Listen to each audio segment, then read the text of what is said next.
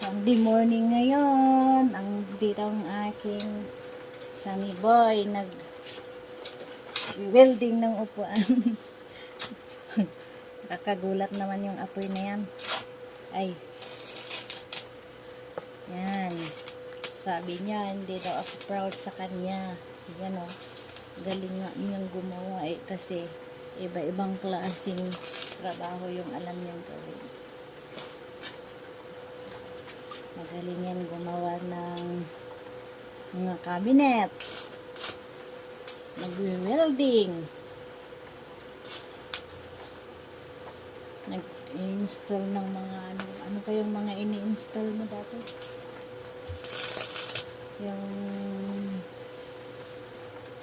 nagwa-wiring din sa loob ng bahay, kahit sa labas ng bahay. Siya yung tinatawag dito sa may sukol kung may mga problema sa kuryente sa loob ng bahay at sa labas ng bahay. Kumbaga siya yung dito, red alert. Takbuhan ng mga may problema.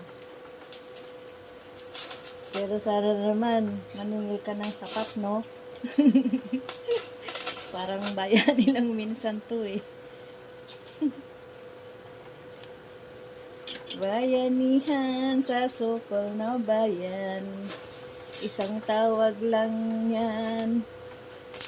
Siya ay tatakbo na, pero walang kasiguruhan.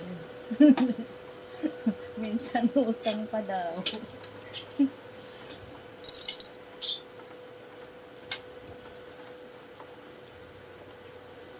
Ang upuan na yan masira ngayon lang, kaya kailangan niyang i-welding para dumikit ulit, hindi na gumagalaw.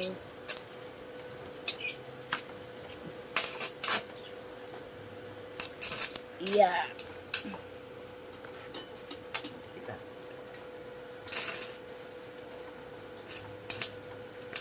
Ay.